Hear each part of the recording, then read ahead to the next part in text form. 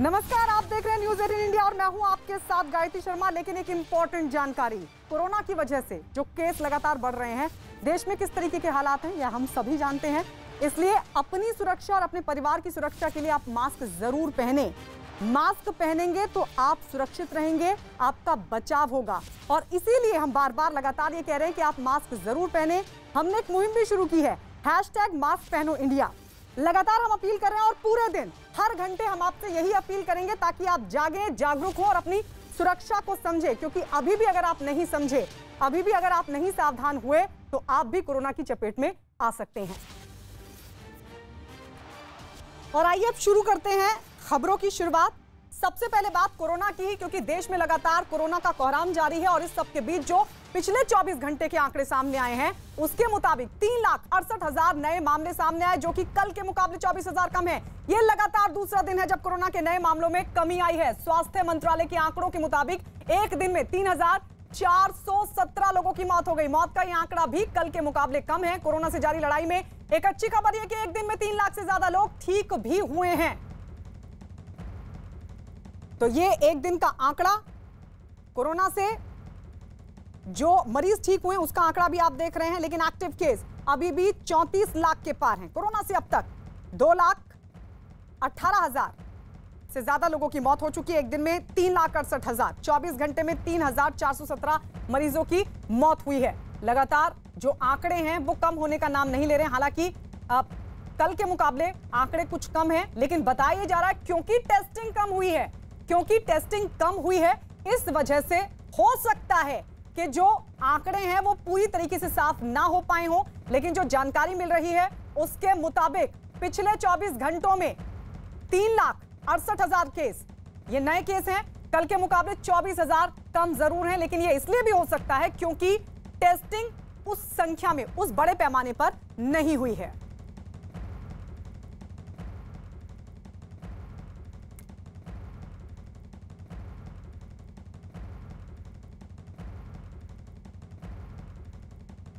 और इस बीच आपको यह भी बता दें कि महाराष्ट्र में कोरोना की रफ्तार थोड़ी कम हुई है। पिछले 24 घंटे में राज्य में 56,647 लोग कोरोना पॉजिटिव पाए गए। कोरोना की वजह से 669 लोगों की मौत हो गई। इस दौरान 51,356 लोग कोरोना की को मात देकर अपने घर भी लौटे। मुंबई में पिछले 24 घंटे में कोरोना के 3,672 नए मामले सामने आए, जबकि 79 लोगों ने इस महामारी से दम तोड़ दिया। राज्य में अब तक इस बीमारी से 70,000 से ज्यादा लोगों की मौत हो चुकी है। तो ये आंकड़े महाराष्ट्र में भी लगातार कोरोना का कहर जारी है, लेकिन कुछ कमी जरूर देखी गई है। कुछ कमी आंकड़ों में जरूर देखी गई है। 24 घंटे में राज्य में 56,647 लोग कोरोना पॉजिटिव पाए गए। कोरोना की वजह से 669 लोगों की मौत हो गई। 51,356 लोग इस दौरान कोरोना को मात देकर अपने घर ठीक होकर लौट भी गए। ये एक अच्छी खबर कह सकते हैं। तो वहीं मुंबई में पिछले 24 घंटों की बात करें तो कोरोना के 3,672 मरीज मिले हैं।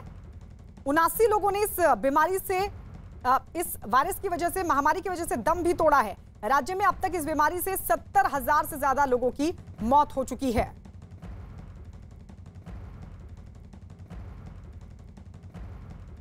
उधर मुंबई में वैक्सीन की कमी की वजह से आज 45 साल से ऊपर के लोगों को कोरोना वैक्सीन नहीं लगाई जाएगी। इसे लेकर बीएमसी की तरफ से वैक्सीन सेंटर पर लोगों से भीड़ नहीं लगाने की अपील की गई है। हालांकि 18 से 44 साल तक के लोगों के लिए 5 वैक्सीन सेंटर बनाए गए हैं, जहां रजिस्ट्रेशन के बाद ही लोगों को कोरोना का टीका लगाया जाएगा।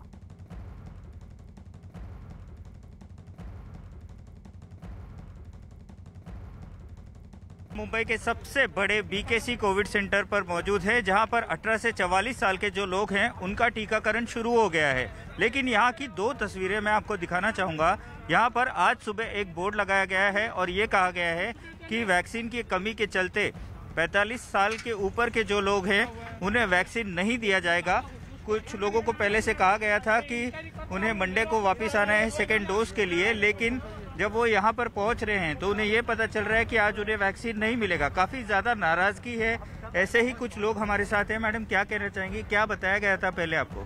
टीवी पर भी दिखाया गया था, पेपर में भी आया था कि फ्राइडे, सैटरडे, संडे 3 दिन बंद रहेगा। सब मंडे से सबके लिए चालू हो जाएगा। इसलिए हम लोग अभी मंडे सोच के आए, लेकिन टीवी पे कल दिखाया नहीं कि किसमें नहीं आया कि बाबा आज भी सीनियर सिटीजन के लिए। बीकेसी के जो डीन हैं वो हमारे साथ इस समय एक्सक्लूसिव मौजूद हैं। डेरे सर, 45 साल के ऊपर के जो लोग हैं वो भी यहाँ पर पहुँच रहे हैं, पर उन्हें वैक्सीन नहीं मिलेगी, शॉर्टेज है वैक्सीन की। क्या कहना चाहेंगे, क्या अपील करेंगे? अपील तो यही करेंगे कि हम राह देख रहे हैं कि जल्दी से जल्दी 45 प्लस और 60 प्लस, फिर हेल्थ केयर वर्कर भी कुछ बचे हैं, FLW भी कुछ बचे हैं, इनका तुरंत रजिस्ट्रेशन या ऑनलाइन शुरू किया जाए, जिनके इनको सारी वैक्सीन मिले। यही हम अपील करना चाहेंगे। मुंबई से हमारे साथ आशीष दीक्षित हमारे सहयोगी लाइव जुड़े हुए हैं। दीपक रावत दिल्ली से हमारे साथ मौजूद हैं। आशीष, सबसे पहले बताइए कि अब इस वक्त आप कहाँ हैं, क्योंकि हम देख रहे थे बीकेसी सेंटर पर अगर 45 साल से लोगों से ज्यादा उम्र के जो लोग हैं वो भटक रहे थे, तो दूसरे सेंटर्स पर भी यही हाल होगा। अब इन लोगों को कब वैक्सीन लगाया जाएगा, इस बात की कोई जानकारी मिल पा रही है सरकार की तरफ से, प्रशासन की तरफ से? सरकार की तरफ से और प्रशासन की तरफ से हमने जब बात करने की कोशिश करी तो हमें ये जवाब मिला है कि अभी तक कोई फिलहाल अपडेट नहीं है। इस समय हम मौजूद हैं बीकेसी कोविड सेंटर के अंदर और यहाँ की तस्वीरें आपको दिखाना चाहूँगा। 18 से 44 साल के जो लोग हैं उनका वैक्सीनेशन शुरू हो गया है। यहाँ पर जो रजिस्ट्रेशन काउंटर है वहाँ पर उनका ID चेक होता है, उनके सारे दस्तावेज चेक होते हैं, उन्हें अपॉइंटमेंट मिली है तो किस समय की मिली है ये चेक होता है। उसके बाद ये पूरा जो है जो एरिया है ये वैक्सीनेशन सेंटर है, जहाँ पर लोगों को काउंसिल किया जाता है। पहले तो उनके मन में अगर वैक्सीन को लेकर कोई शंका है तो उसे दूर किया जाता है, जिसके बाद उन्हें वैक्सीन लगाया जाता है। वैक्सीन लगाने के बाद गायत्री आपको बताना चाहेंगे कि करीब आधे घंटे तक उन्हें कोई साइड इफ़ेक्ट नहीं है या कोई तकलीफ तो नहीं है। इसके लिए ऑब्जर्वेशन एरिया में बिठाया जाता है। अंदर की ये एक्सक्लूसिव तस्वीरें हम आपको दिखा रहे हैं। कुछ लोग ऐसे भी हैं जिन्होंने वैक्सीन ले ली है, ऐसे लोग से हम बात करेंगे। सर, वैक्सीन ले चुके हैं आप? बिल्कुल बिल्कुल। क्या कोई तकलीफ आपको हो रही है? बिल्कुल, वो वेरी स्मूथ, बिल्कुल नॉर्मल। रजिस्ट्रेशन करने के लिए जो प्रोसीजर है, काफ़ी लोग परेशान हो रहे हैं उसके लिए, आपको क्या परेशानी? कोई परेशानी नहीं। आई थिंक मैं ऑफकोर्स मतलब मैं समझ सकता हूँ उन लोगों का प्रॉब्लम जो लोग ज़्यादा टैक्स से भी नहीं है। जैसे मैंने ट्विटर पे देखा था, BMC ने किया था कि 7:30 को स्टार्ट होकर रजिस्ट्रेशन, तो मैंने 7:30 को लॉगिन किया, मुझे रजिस्ट्रेशन मिल गया पहले तौर पर। इनको रजिस्ट्रेशन मिल गया है, लेकिन 45 साल के ऊपर के जो लोग हैं वो परेशान हैं क्योंकि वो रजिस्टर नहीं कर पा रहे हैं। उन्हें यह बताया गया था कि उन्हें सोमवार को आना है सेकेंड डोज के लिए, लेकिन जब वो सुबह यहाँ पर पहुँचे तो यहाँ का नज़ारा कुछ और ही था। यहाँ पर उन्हें बस एक नोटिस मिली कि आज उन्हें वैक्सीन नहीं दिया जाएगा, जिससे लोगों में काफ़ी ज़्यादा आक्रोश था। गायत्री, ठीक है आशीष, लौट रहे हैं हम आपके पास। उधर दिल्ली में कोरोना का कहर लगातार जारी है। हालांकि पिछले 24 घंटे में कोरोना मरीजों की संख्या में कमी जरूर आई है, लेकिन मौत के आंकड़ों ने लोगों में फिर से खौफ भर दिया। लगातार दूसरे दिन दिल्ली में कोरोना की वजह से 400 से ज्यादा लोगों की जान चली गई। पिछले 24 घंटे में जहां 20,394 लोगों को कोरोना हुआ, तो वहीं इस महामारी ने 407 लोगों की जान ले ली। वहीं इस दौरान 24,444 लोग ठीक होकर घर लौट गए। राहत की बात यह रही कि दिल्ली में पॉजिटिविटी रेट लगातार कम हो रहा है और ठीक होने वालों की संख्या बढ़ भी रही है।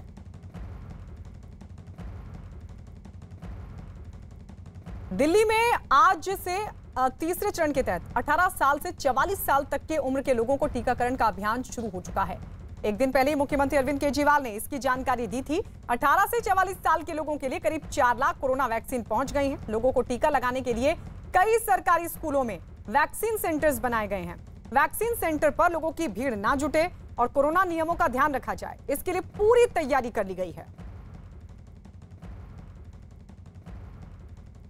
वेव है, इसमें डेथ और जो मतलब कंडीशन है काफ़ी ज़्यादा ख़राब है, तो इसलिए जैसे ही हम मतलब गवर्नमेंट ने ऐसे 18+ के लिए ओपन किया वैक्सीनेशन, तो हमने इसको रजिस्टर किया एंड यहाँ पर इसको लगाने के लिए आए हैं। सबको लगाना चाहिए, मतलब बहुत ज़रूरी है सबके लिए इंजेक्शन लगवाना, क्योंकि क्या कहते हैं अभी जितना भी हो रहा है सिचुएशन जैसा भी है उन सबके लिए, उन सबसे सेफ रहने के लिए 10% उम्मीद है कि मैं तो सेफ रहूँगी। इसलिए मैं सबको सजेस्ट करना चाहूँगी कि आप कोई भी काम कर रहे हैं, अगर आपको वैक्सीन अवेलेबल है और आप रजिस्ट्रेशन करवा सकते हैं और अपॉइंटमेंट ले सकते हैं, तो प्लीज़ जाइए और वैक्सीन लगवाइए। दीपक दिल्ली से हमारे साथ लगातार बने हुए हैं। दीपक, ये बहुत बड़ा अभियान है, क्योंकि संख्या बहुत ज्यादा है इतनी उम्र वाले लोगों की। ऐसे में जरा बताइए, बहुत सारे लोग ऐसे भी होंगे जिनको मालूम भी नहीं होगा कि अभी रजिस्ट्रेशन किस तरीके से करना है, और क्या कोई लिमिट भी तय की गई है रोज के रजिस्ट्रेशन को लेकर? क्योंकि मुख्यमंत्री ने कहा था कि बेवजह भीड़ ना लगाएं, जिनको अपॉइंटमेंट मिले वही जाकर के वैक्सीनेट हो। उसको लेकर क्या जानकारी है आपके पास, और अभी आप कहां पर मौजूद हैं? कितना टारगेट रखा गया एक दिन में लोगों के वैक्सीनेट करने का? कोशिश सरकार की ये है कि ज़्यादा से ज़्यादा लोगों को वैक्सीन लगाई जा सके, चाहे वो पहला दिन हो और चाहे बाकी के दिन की बात की जाए। लेकिन साफ तौर पर अगर आज की बात करें तो पहला दिन है जब 18 से 44 साल के लोगों को दिल्ली में वैक्सीन लग रही है। वेस्ट विनोद नगर में इस वक्त हम मौजूद हैं और आप सामने तस्वीरें देखिए कि किस तरीके से लगातार जो है वो लोग पहुँच रहे हैं। पहले लंबी कतारों से होते हुए उनको यहाँ पर पहुँचना होता है। सामने आप देखिए कि जिन शख्स को वैक्सीन लगानी है वो वहाँ पर अपना रजिस्ट्रेशन एक बार फिर से चेक करवाते हैं। उनकी जाँच की जाती है कि क्या वो वही व्यक्ति है जिसने टाइम स्लॉट उसको मिला हुआ है और इसी सेंटर का उसको टाइम स्लॉट मिला है, नहीं मिला है। 77 ऐसे स्कूल हैं जो कि दिल्ली सरकार ने चयनित किए हैं और साफ तौर पर यह कहा है कि ऐसी जगहों पर इसलिए ये सेंटर बनाए जा रहे हैं ताकि संक्रमण जो है वो फैले ना। कई लोग डरते हैं अस्पतालों में जाने से, लेकिन कोशिश ये की जा रही है कि ज़्यादा से ज़्यादा लोग यहाँ पर पहुँचे। लेकिन शर्त ये होगी कि सिर्फ 18 से 44 साल के लोगों को ही इन सेंटर्स पर वैक्सीन लगाई जाएगी। तो ये देखिए लगातार ये चेक किया जा रहा है कि किसी का रजिस्ट्रेशन ठीक है नहीं है। इनका रजिस्ट्रेशन में कुछ गड़बड़ थी तो इसलिए इनको हटा दिया गया। क्या हुआ था, क्या दिक्कत आई? सर एक्चुअली मैंने रजिस्ट्रेशन करवा रखा है, मेरे पास आईडी भी है, रेफरेंस आईडी, बट उनके पास शो नहीं कर रहा है। अच्छा, वहाँ शो नहीं कर रहा है। हाँ जी। देखिए ये दिक्कतें भी आ रही हैं। ज़्यादातर क्या परेशानी आ रही है सर इन लोगों को? अभी तक तो कोई परेशानी नहीं आई है, बट इन सर का रजिस्ट्रेटर यहाँ पे शो नहीं कर रहा है। बाकी कोई परेशानी किसी प्रकार की नहीं आ रही है। तो यहाँ पर आप ये रजिस्ट्रेशन चेक करते हैं कि जो टाइम स्लॉट है वो सही है कि नहीं है? जी हाँ, यहाँ पर जो बेनिफिशियरी आते हैं उनका मोबाइल नंबर हम यहाँ पे सर्च करके उनका नाम सर्च करते हैं। उसके बाद उनका डिटेल कंफर्म करके आधार कार्ड या किसी और आईडी से कंफर्म करके यहाँ पे उनको वैक्सीन के लिए भेज देते हैं। तो यहाँ पर डॉक्टर भी हैं। मैम अब तक कितने लोगों को वैक्सीन लगा चुकी हैं? अब तक हम 22 लोगों को लगा चुके हैं। कितने का टारगेट है आपके? 150 का है पर डे का। जी ठीक है। तो गायत्री करीबन 5 ऐसे सेंटर इस स्कूल के अंदर बनाए गए हैं और 150 इनके पास वैक्सीन है। तो इस हिसाब से अंदाजा लगाइए कि कोशिश ये की जा रही है कि ज़्यादा से ज़्यादा जितने सेंटर्स बनाए गए हैं, 77 सेंटर जो स्कूलों में बनाए गए हैं, वहाँ पर लगातार इसी तरीके से वैक्सीन का जो कार्यक्रम है वो चलाया जा रहा है। ठीक है दीपक, हम लौटेंगे आपके पास। दिल्ली में 18 से 44 साल तक के लोगों के लिए 77 वैक्सीन सेंटर्स बनाए गए हैं जहां कोरोना वैक्सीन लगाने का काम शुरू भी हो चुका है। 2 तस्वीर हम आपको दिखाने जा रहे हैं। पहली तस्वीर अशोकनगर की है जहां पर लगातार जो वैक्सीनेट करने की प्रक्रिया है वो शुरू हो चुकी है। दूसरी तस्वीर भी आप देख रहे हैं, ये दूसरी तस्वीर दिल्ली के विनोद नगर की है। दोनों ही जगहों पर लोग वैक्सीन का टीका लगवा रहे हैं। तीसरे चरण के तहत 18+ से 44 साल तक के लोगों को ये टीका लगाया जा रहा है, जिसकी आज से शुरुआत हो गई है दिल्ली में।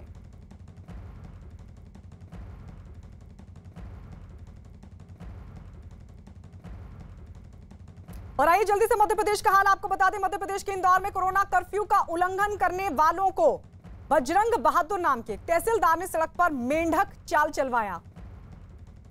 इस दौरान ढोल नगाड़े भी बजवाए गए। इतना ही नहीं, मेंढक चाल चल रहे लोगों को तहसीलदार पैर से मारते हुए भी दिखाई दिए। बाद में इस घटना का वीडियो सोशल मीडिया पर वायरल हो गया, जिसके बाद कांग्रेस विधायक विशाल पटेल ने तहसीलदार को सबक सिखाने के लिए मुंह काला करने की चेतावनी दे डाली।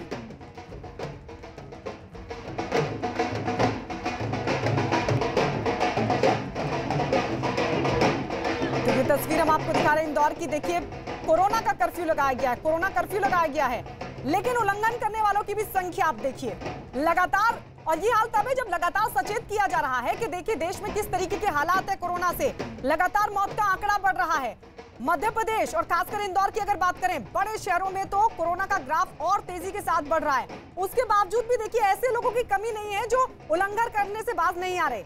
और ऐसे ही लोगों के लिए तहसीलदार ने इस तरीके की सजा मुकर्रर की, मेंढक चाल चलवाई और बाकायदा ऐसे लोगों को मेंढक चाल चलवाते हुए वो पैर से मारते हुए भी नजर आए। लेकिन ये इसलिए ताकि इन लोगों की जान बच सके। विकास हमारे संवाददाता इस वक्त हमारे साथ फोन लाइन पर जुड़ चुके हैं। विकास, ये सब कुछ अगर किया भी गया तो इन लोगों की जान बचाने के लिए किया गया, इनको बताने के लिए किया गया कि आप सुरक्षित रहेंगे तो आपके परिवार वाले सुरक्षित रहेंगे। कोरोना कर्फ्यू का उल्लंघन क्यों, ये मैसेज भी तो देना है ना, लेकिन उस पर फिर कांग्रेस क्यों सियासत कर रही है?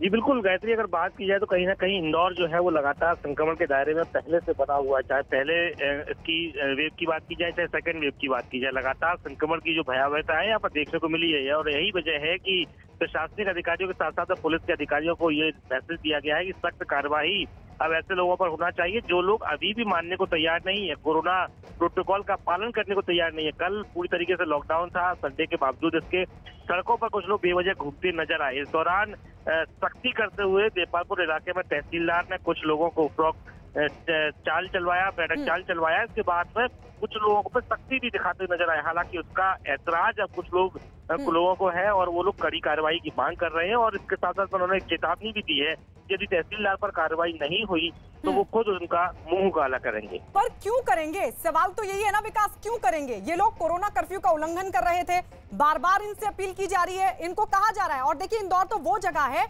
जहां पर ग्राफ लगातार बढ़ रहा है, बड़े शहर लगातार कोरोना की चपेट में मध्य प्रदेश के। जब इतनी अपील के बाद भी अगर लोग नहीं मानेंगे तो फिर कोई ना कोई सजा तो मुकर्रर होगी ना, फिर क्यों विवाद हो रहा है? बिल्कुल, ऐसे में जनप्रतिनिधियों का ये दायित्व तो बनता है कि वो खुद अपने इलाके की जनता को ये मैसेज दें और ये बात की समझाइश दें कि वो सड़कों पर ना आए। यदि उन्हें किसी भी चीज की आवश्यकता होती भी है तो जनप्रतिनिधियों से संपर्क कर उनके यहाँ पे वो चीजें पहुंचाने का प्रयास किया जाए। लेकिन वीडियो में जो साफ तौर पे जो लोग नजर आ रहे हैं, ऐसा कोई कतई प्रतीत नहीं होता कि ये लोग किसी खास काम से सड़कों पर आए होंगे। ये साफ समझ में आता है कि बेवजह सड़कों पर थे। और हालांकि पुलिस और प्रशासन के अधिकारियों ने इस बात की तस्दीक भी की थी कि ये लोग बेवजह सड़कों पर है, इसीलिए इन्हें सख्त हिदायत देते हुए इस पर कार्रवाई की गई। लिहाजा जनप्रतिनिधियों की ऐसे में खास जिम्मेदारी होती है कि वो लोग ऐसे लोगों को सख्त समझाइश दें, हिदायत दें कि आखिर इस तरह की सड़कों पर आप लोग ना नजर आए, ताकि इनकी वजह से इनका परिवार, समाज और शहर संक्रमित ना हो बल्कि सुरक्षित रह सके। विकास, यानी साफ तौर पर पता चलता है कि इतनी अपील का भी लोगों पर कोई असर नहीं हो रहा है। अब ऐसे में प्रशासन को तो और सख्ती करनी होगी, कम से कम इन लोगों को घर पर ही रोका जा सके। न जाने और कितनी जगहों पर इसी तरीके से लोग बेवजह घूमते नजर आ रहे होंगे। मतलब एक काम तो पुलिस के लिए ये हो गया है, प्रशासन के लिए ये हो गया है कि जहां बाकी जगहों पर दूसरी व्यवस्था करे तो वहां नियम का पालन करने के लिए भी मुस्तैदी से खड़े रहें। बिल्कुल, ये पुलिस के लिए चुनौती है ही। आखिर पुलिस भी कई बार ऐसे लोगों से निपटते हुए ही संक्रमित होती है। पुलिस की अगर बात की जाए तो 700 से अधिक आंकड़ा पहुंच चुका है, जिसमें 700 से अधिक पुलिसकर्मी संक्रमित हो चुके हैं। पुलिस के लिए बड़ी आफत यही है कि आखिर इन लोगों को कैसे समझाया जा सके। ये सबसे बड़ी चुनौती बनी हुई है। आखिर इन लोगों से सुरक्षित रखना बड़ा टास्क होता है पुलिस के लिए और इसमें कई बार उन्हें मुश्किल का सामना भी करना पड़ता है। यही वजह है कि ये इंदौर से सटा हुआ जो इलाका है देपालपुर, यहाँ से तस्वीरें निकलकर सामने आई। ये कल रविवार की तस्वीरें हैं जब लोग सड़कों पर अचानक से निकले और बेवजह बिना किसी काम के सड़कों पर थे और प्रशासन ने सख्ती की है। हालांकि इसके बाद ये फलस्वरूप अगर देखा जाए तो आज से सड़कों पर और ज्यादा सख्ती को बरतने के प्रशासन की तरफ से निर्देश दिए गए हैं। अगले जो कुछ दिन जो जनता कर्फ्यू के हैं, ऐसे में और खास सड़कों पर सख्ती देखने को मिलने वाली है। शुक्रिया विकास हमारे साथ जुड़ने के लिए। मध्य प्रदेश की बात करें तो यहाँ पर हर दिन हजारों लोग कोरोना की चपेट में आ रहे हैं। पिछले 24 घंटे में राज्य में 12,379 लोगों की रिपोर्ट कोरोना पॉजिटिव आई, तो वहीं इस महामारी ने 102 लोगों की जान ले ली। अच्छी बात हालांकि ये रही कि जितने लोग बीमार हुए उससे कहीं ज्यादा लोग ठीक होकर अपने घर लौट गए। पिछले 24 घंटे में 14,562 लोगों को अस्पताल से छुट्टी मिल गई। राज्य में 88,511 एक्टिव केस हैं और इन सभी मरीजों का इलाज चल रहा है। कोरोना पर काबू पाने के लिए शिवराज सरकार ने भोपाल में नाइट कर्फ्यू बढ़ा दिया है। भोपाल में अब नाइट कर्फ्यू 10 मई तक रहेगा लागू।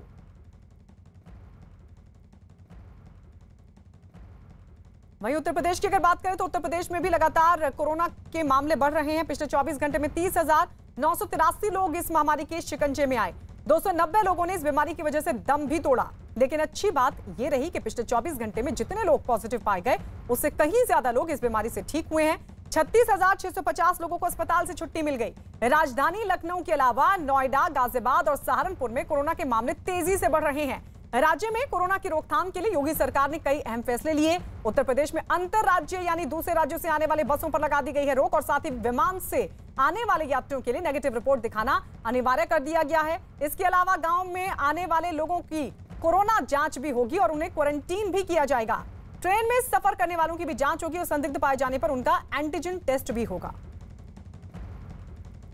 उत्तराखंड में भी कमोवेश इसी तरीके के हालात देखने को मिल रहे हैं। पिछले 24 घंटे में 5,606 कोरोना पॉजिटिव मिले, जबकि कोरोना की वजह से 71 लोगों की जान चली गई। इस दौरान 2,935 लोगों को अस्पताल से छुट्टी भी मिली। राज्य में अब तक कोरोना की वजह से 2,800 से ज्यादा लोगों की मौत हो चुकी है। उधर बिहार में पिछले 24 घंटे में 13,534 लोगों की कोरोना रिपोर्ट पॉजिटिव आई। इनमें सबसे ज्यादा पटना में 2,748 लोगों की पॉजिटिव रिपोर्ट आई है। राज्य भर में कोरोना की वजह से 97 लोगों की मौत हो गई। इस दौरान 11,694 लोगों ने कोरोना को मात दी और ठीक होकर अपने घर लौट गए। फिलहाल राज्य में एक्टिव मरीजों की संख्या 1,09,945 है, जिनका इलाज चल रहा है।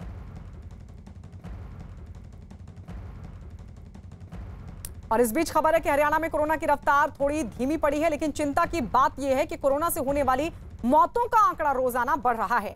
पिछले 24 घंटे की बात करें तो राज्य में 13,322 लोग कोरोना पॉजिटिव मिले, जबकि कोरोना की वजह से 145 लोगों की मौत हो गई। राज्य में कोरोना पर लगाम लगाने के लिए मुख्यमंत्री मनोहर लाल खट्टर ने लॉकडाउन का ऐलान कर दिया है। आज से अगले 7 दिन तक संपूर्ण लॉकडाउन लागू रहेगा।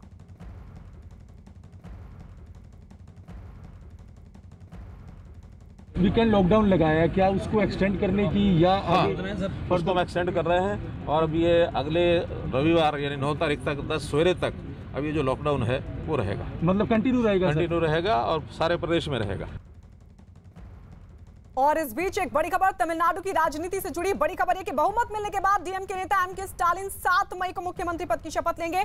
तमिलनाडु में डीएमके और कांग्रेस के गठबंधन को 234 में से 157 सीटों पर जीत मिली है, यानी बहुमत का आंकड़ा। और इस सबके बीच जो जानकारी मिल रही है वो ये कि करुणानिधि के बेटे और डीएमके प्रमुख एमके स्टालिन 7 मई को मुख्यमंत्री पद की शपथ लेंगे। तमिलनाडु में डीएमके और कांग्रेस गठबंधन ने मिलकर चुनाव लड़ा। 234 में से 157 सीटों पर जीत मिली है। और इस सबके बीच जो जानकारी मिल रही है 7 मई को एमके स्टालिन मुख्यमंत्री पद की शपथ लेंगे। नीरज हमारे सहयोगी जुड़ गए हैं ज्यादा जानकारी के साथ। नीरज, क्या जानकारी? देखिए, बिल्कुल 7 मई को तय हो गया है कि एमके स्टालिन अपने शपथ ग्रहण समारोह करेंगे नई सरकार का। और सबसे खास बात यह है कि बहुत तामझाम नहीं होगा इस शपथ ग्रहण समारोह में। कोरोना प्रोटोकॉल की वजह से नई सरकार नहीं चाहेगी कि इस तरह का कोई कार्यक्रम हो जिससे संक्रमण बढ़े कोरोना का। और दूसरी अहम बात है कि 10 साल बाद डीएमके जो है तमिलनाडु की सत्ता में आई है और इतने उम्र के बाद, इतने काफी संघर्ष के बाद एमके स्टालिन जो कि, क्योंकि आपको याद होगा गायत्री कि इस बार का चुनाव अपने आप में अहम था तमिलनाडु की सियासत के लिए, क्योंकि न तो जयललिता का चेहरा था न करुणानिधि का चेहरा था। और इन दोनों की उपस्थिति में एमके स्टालिन ने अपने को राज्य के सबसे बड़े चेहरे के तौर पे रखा और चुनाव जीता। और ऐसे में 7 मई को जब शपथ ग्रहण मुख्यमंत्री के तौर पे लेंगे तो बिल्कुल एक नई उम्मीदों वाला होगा। और सबसे बड़ी चुनौती हर राज्य की तरह उनकी भी यही होगी कि कोरोना संक्रमण की दर को रोका जाए। नीरज, इसीलिए मेरा अगला सवाल ये कि कितनी बड़ी जीत आप मानते हैं? क्रेडिट तो एमके स्टालिन, बहुत मेहनत की, लेकिन कहीं ना कहीं फायदा क्या एआईएडीएमके में जो बिखराव देखने को मिला उसको लेकर भी कहीं ना कहीं फायदा मिलता हुआ दिखा? देखिए, तमिलनाडु की सत्ता में भी पहली बार पिछले चुनाव में हुआ था 3 दशक में कि दूसरी बार एआईएडीएमके जयललिता के नेतृत्व में सत्ता में वापसी की थी। इस बार का चुनाव इस मायने में खास है कि देखिए, डीएमके की जीत को आप स्वीप नहीं कह सकते। डीएमके ने बहुमत हासिल किया है, डीएमके और कांग्रेस गठबंधन ने बहुमत हासिल किया है, लेकिन एआईएडीएमके के गठबंधन को भी अच्छी खासी सीटें आई हैं। डीएमके की जीत के पीछे एमके स्टालिन का खुद को अपने आप में एक मजबूत नेता के तौर पे पेश करना, उनका जो अनुभव और संघर्ष रहा है तमिलनाडु की सियासत में। और तीसरी अहम बात की तीसरी बार एआईएडीएमके को सत्ता देने को तमिलनाडु की जनता तैयार नहीं थी, इसीलिए डीएमके को मौका दिया गया है 5 साल के लिए कि एमके स्टालिन के नेतृत्व में करुणानिधि की विरासत को आगे बढ़ाएं। और क्योंकि इस बार का चुनाव जयललिता और करुणानिधि की अनुपस्थिति में पहली बार हुआ है तो एमके स्टालिन को एक चांस जनता देना चाहती थी। यानी 3 बड़े कारण इस जीत के पीछे। एमके स्टालिन अपना चेहरा रखकर ये पूरा इलेक्शन लड़ा गया था जिसमें उनकी मेहनत थी, एंटी इनकम्बेंसी। 10 साल बाद एआईएडीएमके को दोबारा मौका वहां की जनता नहीं देना चाहती थी। एआईएडीएमके के साथ बीजेपी का गठबंधन, उनको दोबारा मौका नहीं मिलना था। और ऐसे में जो बिखराव एआईएडीएमके में देखने को मिला वो भी कहीं ना कहीं एक बड़ा कारण, क्योंकि जयललिता की गैर मौजूदगी में एआईएडीएमके की तरफ से ये चुनाव लड़ा गया। शुक्रिया नीरज हमारे साथ जुड़ने के लिए। तो 7 मई को एमके स्टालिन लेंगे मुख्यमंत्री पद की शपथ। तमिलनाडु के नए मुख्यमंत्री बनेंगे एमके स्टालिन। पंजाब में भी कोरोना कहर लगातार बरप रहा है। पिछले 24 घंटे में राज्य में कोरोना के 7,327 नए मरीज मिले, जबकि कोरोना ने 157 लोगों की जान ले ली। लुधियाना में सबसे ज्यादा 1404 कोरोना मरीज सामने आए। राज्य में कोरोना की वजह से अब तक 9,300 से ज्यादा लोगों की मौत हो चुकी है। पंजाब में 60,108 एक्टिव मरीज हैं, जिनका अलग अलग अस्पतालों में इलाज चल रहा है।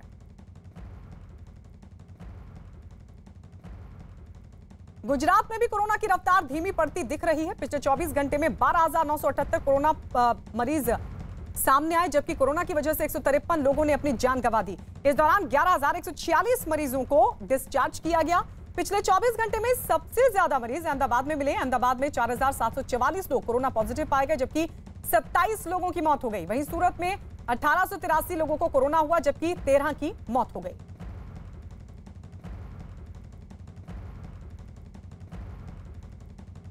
उधर राजस्थान में कोरोना का कहर लगातार बढ़ रहा है। यहां एक दिन में कोरोना के 18,298 नए मरीज सामने आए, तो वहीं एक दिन में 159 मरीजों की मौत हो गई। सबसे ज्यादा खराब हालात राजधानी जयपुर के हैं, जहां पिछले 14 महीनों का रिकॉर्ड टूट गया है। 14 महीनों बाद पहली बार मरीजों की संख्या 4,000 के पार पहुंच गई। बीते 24 घंटों में यहां 34 लोगों की मौत हो गई। सबसे ज्यादा प्रभावित जिलों में 7 जिले हैं: जयपुर, उदयपुर, जोधपुर, अलवर, कोटा, पाली और चित्तौड़गढ़।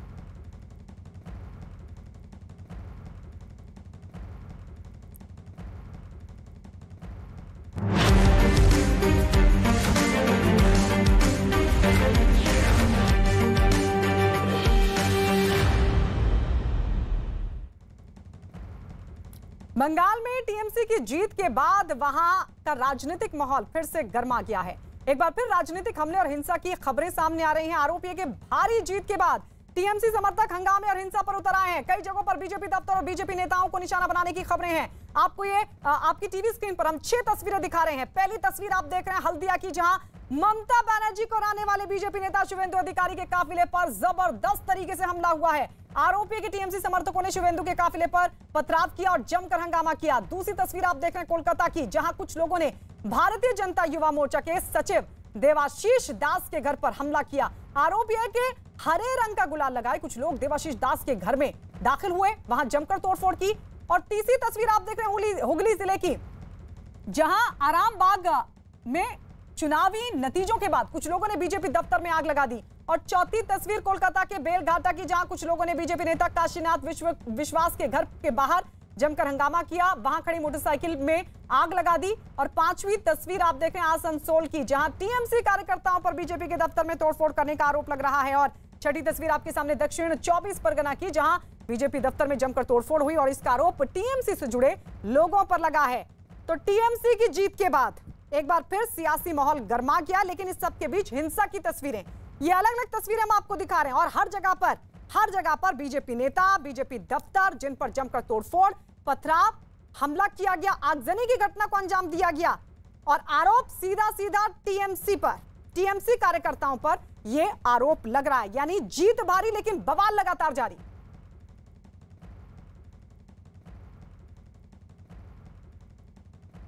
आइए आपको दिखाते हैं पश्चिम बंगाल की हल्दिया की तस्वीर, जहां बीजेपी नेता शुवेंदु अधिकारी की गाड़ी पर जबरदस्त तरीके से हमला हुआ। शुवेंदु अधिकारी नंदीग्राम से जीत हासिल करने के बाद सर्टिफिकेट लेने पहुंचे थे।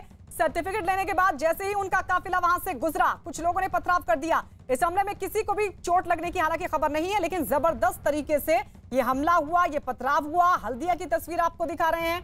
आरोप ये कि कुछ लोग वहां पर पहुंचे, टीएमसी पर आरोप लगा रही है बीजेपी। ये कह रही है कि टीएमसी के कार्यकर्ताओं की तरफ से शुवेंदु के काफिले पर यह हमला हुआ, पथराव किया गया। और इस पथराव में अब जानकारी हालांकि है कि चोट नहीं आई है किसी को, लेकिन जीत की खुमारी में ये हिंसा की तस्वीरें अलग अलग जगहों से, और उन्हीं जगहों में से एक है हल्दिया भी। उस वक्त की तस्वीर, शुवेंदु अधिकारी नंदीग्राम से जीते, सर्टिफिकेट लेने के लिए जा रहे थे जीत का, लेकिन उसी दौरान उनके काफिले पर यह हमला कर दिया गया। कुछ लोगों ने पथराव किया। हमले में किसी के चोट लगने की खबर नहीं है, लेकिन बताया जा रहा है कि सर्टिफिकेट लेने के बाद जैसे ही उनका काफिला यहां से आगे बढ़ा, कुछ लोग वहां पहुंचे और उनके काफिले पर किया हमला। बाल बाल बच गए शुवेंदु अधिकारी।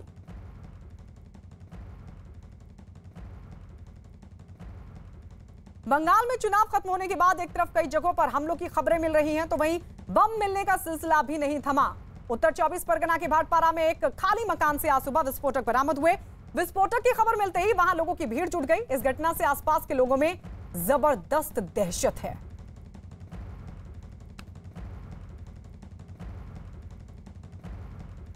तो उत्तर 24 परगना की तस्वीर ये देखिए, किस तरीके से विस्फोटक यहां से बरामद हुआ। एक खाली मकान से ये विस्फोटक बरामद किया गया। भाटपारा की तस्वीर हम आपको दिखा रहे हैं उत्तर 24 परगना की। और जाहिर तौर पर जो चुनाव बीते हैं उसमें भी जगह जगह बम बनाने की न्यूज 18 की तरफ से तो बाकायदा एक स्टिंग भी किया गया था, दिखाया गया था, ऑपरेशन दिखाया गया था, ऑपरेशन किया गया था। कैसे विस्फोटक बरामद हो रहे थे, कैसे बम बनाने का पूरा का पूरा जो कारखाना, एक तरह से फैक्ट्री चलाई जा रही थी, उसका भी हमने पर्दाफाश किया था। लेकिन अब तो चुनाव खत्म हो गए हैं, लेकिन उसके बावजूद भी इस तरीके की तस्वीरें मिल रही हैं। ये जो तस्वीर आप देख रहे हैं, ये तस्वीर भाटपारा की है। उत्तर 24 परगना के भाटपारा में एक खाली मकान से ये विस्फोटक बरामद हुआ है। सवाल ये, अब इस विस्फोटक का मतलब क्या? क्योंकि अलग अलग जगहों से हिंसा की भी तस्वीरें सामने आ रही हैं। चुनाव खत्म हो चुका है, रिजल्ट सामने आ चुका है, उसके बावजूद भी ना हिंसा थम रही है और ना ही विस्फोटक बरामद होने का सिलसिला। और आइए एक और तस्वीर आपको दिखाते हैं कोलकाता की। बीजेपी के कार्यकर्ता के घर पर कुछ लोगों ने हमला किया। आरोप यह कि हरे रंग का गुलाल लगाए कुछ लोगों ने बीजेपी कार्यकर्ता के घर में घुसकर जमकर तोड़फोड़ करनी शुरू कर दी। पीड़ित कार्यकर्ता ने उन पर बमबाजी करने का भी आरोप लगाया। इससे जुड़ा एक सीसीटीवी फुटेज भी सामने आया जिसमें कुछ लोग घर के अंदर दाखिल होते हुए दिखाई दे रहे हैं। ये देखिए तस्वीर हम आपको दिखा रहे हैं, कैसे घर में घुसकर ये हिंसा हुई है। बीजेपी कार्यकर्ता के घर पर ये लोग हमला करते हुए नजर आए। हरे रंग का गुलाल लगाया गया था, हरे रंग का गुलाल लगाया हुआ था इन लोगों ने। सीसीटीवी फुटेज आप देख रहे हैं, घर में घुसकर ये देखिए हाथ में डंडा भी था और यहां तक आरोप है बीजेपी कार्यकर्ता के घर में घुसकर तोड़फोड़ तो की ही गई थी, साथ ही बमबाजी का भी आरोप कार्यकर्ता की तरफ से लगाया गया है। तो बीजेपी कार्यकर्ता के घर पर हमला, एक तस्वीर हमने आपको दिखाई हल्दिया की, शुभेंदु अधिकारी के काफिले पर हमला। उसके बाद तस्वीर आपको उत्तर 24 परगना की भाटपारा की, विस्फोटक वहां से बरामद हो रहा है। और उसके बाद अब ये जो तस्वीर आप देख रहे हैं अपनी टीवी स्क्रीन पर, ये कोलकाता की बीजेपी के कार्यकर्ता के घर के बाहर की तस्वीर आपको दिखा रहे हैं। घर के भीतर दाखिल होते हैं लोग, वहां लगे सीसीटीवी कैमरे में तस्वीरें सामने आई। कुछ लोगों ने हरे रंग का गुलाल लगाया हुआ था और बड़ी संख्या में ये देखिए बम फेंकता हुआ भी एक शख्स जो पिंक टी शर्ट में आपको दिखाई दे रहा है, इस शख्स ने कुछ फेंका। हो सकता है कि उसके हाथ में वो बम हो, क्योंकि बीजेपी कार्यकर्ता ने आरोप लगाया कि उनके घर पर बमबाजी भी की गई है। जबरन ये लोग दाखिल हुए थे और तोड़फोड़ की। पश्चिम बंगाल विधानसभा चुनाव में टीएमसी की जीत के बाद बीजेपी नेताओं दफ्तरों को लगातार बनाया जा रहा है निशाना। खबर दक्षिण 24 परगना जिले की, एक बार फिर बीजेपी ऑफिस में जमकर तोड़फोड़ हुई, दफ्तर में रखे सामान को तोड़ दिया गया। इस हमले में अभी तक किसी के घायल होने की खबर नहीं मिली है, लेकिन देखिए तस्वीर हम आपको दिखा रहे हैं बीजेपी के दफ्तर की। ये तस्वीरें आपके सामने, किस तरीके से यहां जमकर तोड़फोड़ की गई थी। बताया जा रहा है कि बीजेपी ऑफिस में कुछ लोग वहां पहुंचे और दफ्तर में जो सामान रखा हुआ था उसको जबरदस्त तरीके से नुकसान पहुंचाया गया है। ये देखिए तोड़ा गया है सामान जो बीजेपी दफ्तर में मौजूद था।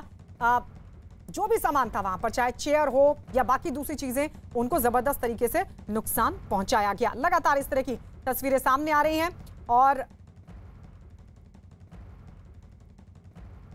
और इस बीच एक बड़ी खबर आपको बता दें, ममता बनर्जी की सरकार बनाने के दावे से जुड़ी बड़ी खबर यह मिल रही है कि ममता बनर्जी आज शाम 4 बजे अपनी पार्टी की जीत हासिल कर चुके विधायकों से मुलाकात करेंगे और सरकार बनाने पर होगी चर्चा। इसके बाद शाम 7 बजे वो राज्यपाल धनखड़ से मुलाकात कर सरकार बनाने का दावा पेश करेंगे। लेकिन उससे पहले 4 बजे ममता बनर्जी अपने विधायकों से मिलेंगी, जीते हुए विधायकों से वो मुलाकात करेंगी, उनसे बातचीत करेंगी। आगे सरकार बनाने को लेकर चर्चा उनकी तरफ से की जाएगी इन विधायकों से। लेकिन उसके बाद 7 बजे वो राज्यपाल धनखड़ से करेंगी मुलाकात। लेकिन उससे पहले 4 बजे विधायकों से चर्चा, किस तरीके की चर्चा हो सकती है आशिका, और जरा ये भी बताइएगा, क्योंकि चुनाव के दौरान लगातार बीजेपी ने कहा कि सत्ता दरअसल अभिषेक बनर्जी को सौंपने की तैयारी, अगर जीतती है तो सत्ता वहां ट्रांसफर होगी। मुख्यमंत्री ममता बनर्जी बनने जा रही है क्या? देखिए फिलहाल तो ऐसी कोई जो सूत्र बता रहे हैं ऐसी कोई परियोजना नहीं है कि अभिषेक बनर्जी को गद्दी सौंपी जाएगी। हालांकि आज विधायकों के साथ जो बैठक होगी, मंत्रिमंडल में कौन कौन होंगे, इस पर चर्चा हो सकती है। और इसके बाद जैसा कि आपने बताया कि 7 बजे राज्यपाल से मिलेंगी और जल्दी ही शपथ ग्रहण का कार्यक्रम कराना चाहती हैं। कोविड की जो परिस्थिति है उसके मद्देनजर कार्यक्रम भी छोटा होगा। शपथ ग्रहण में कौन कौन शामिल होंगे, ये आज जो जीते हुए विधायक हैं उनके साथ इस पर भी चर्चा होगी। जी शुक्रिया आशिका। तो पहले 4 बजे विधायकों के साथ चर्चा, सरकार को लेकर चर्चा ममता बनर्जी की तरफ से, और उसके बाद 7 बजे राज्यपाल जगदीप धनखड़ के साथ मुलाकात, सरकार बनाने का दावा करेंगी पेश। टीएमसी ने बंगाल में बड़ी जीत हासिल कर ली, लेकिन ममता बनर्जी अपनी सीट नंदीग्राम हार गई। इस लड़ाई को आगे बढ़ाते हुए तृणमूल कांग्रेस ने मुख्य चुनाव आयोग को एक खत लिखा है। खत लिखकर मतगणना में गड़बड़ी का आरोप लगा दिया है। नंदीग्राम में दोबारा मतगणना करवाने की मांग की है, लेकिन चुनाव अधिकारी ने टीएमसी की मांग को कर दिया खारिज और चुनाव आयोग ने नंदीग्राम सीट पर शिवेंदु अधिकारी की जीत का ऐलान कर दिया।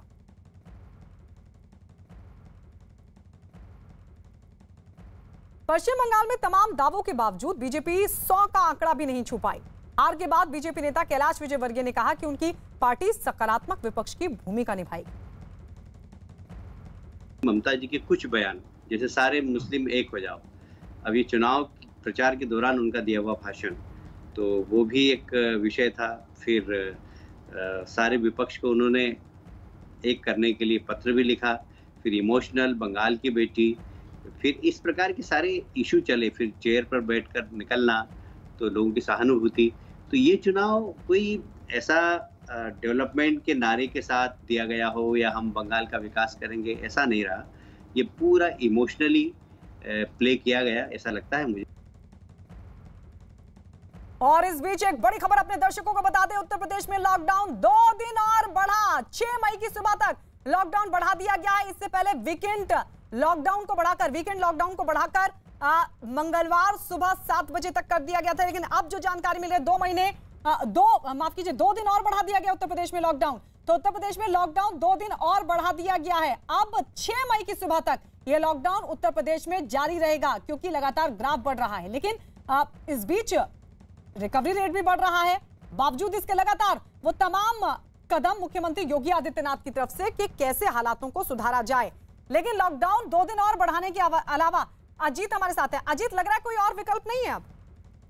देखिए, बिल्कुल गायत्री, लॉकडाउन के अलावा कोई विकल्प नहीं है। नीति आयोग की तरफ से भी पहले कहा गया था कि 14 से 21 दिन तक का लॉकडाउन लगाना चाहिए, लेकिन अब चूंकि लगातार केसेस बढ़ रहे हैं, जो मामले हैं वो बढ़ रहे हैं, लेकर सरकार काफी चिंतित थी। तो अभी जो लॉकडाउन 3 दिन का था उसे 2 दिन और बढ़ा दिया गया, यानी जो 4 मई को सुबह 7 बजे तक था वो 6 मई को सुबह 7 बजे तक लॉकडाउन रहेगा और सिर्फ एसेंशियल सर्विसेज ही चालू रहेंगी, यानी जो लोग टीकाकरण करवा रहे हैं उन्हें छूट होगी और इसके अलावा जो दवा के लिए जा रहे हैं यानी मेडिकल जो सर्विसेज हैं वो उनको छूट रहेगी, बाकी किसी को छूट नहीं दी जाएगी। और मुख्यमंत्री ने भी कहा कि लॉकडाउन का सख्ती से अनुपालन किया जाएगा। कोई एपिडेमिक एक्ट का उल्लंघन करता है, मास्क नहीं लगाता है, तो 1000 से 10,000 रुपए तक का जुर्माना और एपिडेमिक एक्ट के तहत FIR की जाएगी। तो फिलहाल लॉकडाउन के अलावा कोई दूसरा विकल्प सरकार के सामने दिखाई नहीं दे रहा, जिसकी वजह से 3 दिन का जो लॉकडाउन था उसकी समय सीमा बढ़ाकर 5 दिन कर दी गई, यानी अब 4 मई के सुबह 7 बजे के बजाय 6 मई को सुबह 7 बजे तक यूपी में लॉकडाउन रहेगा। गायत्री, तमाम सख्त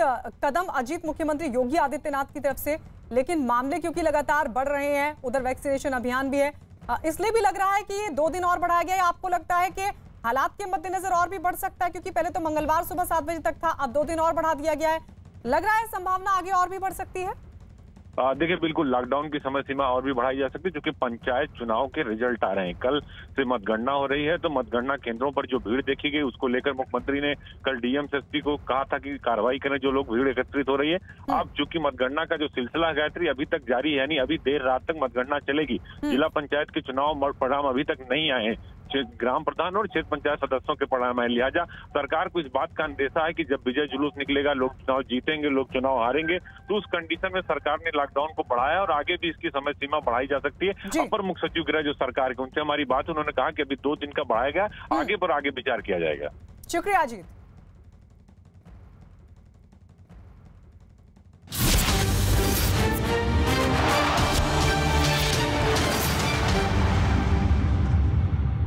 चुनाव परिणाम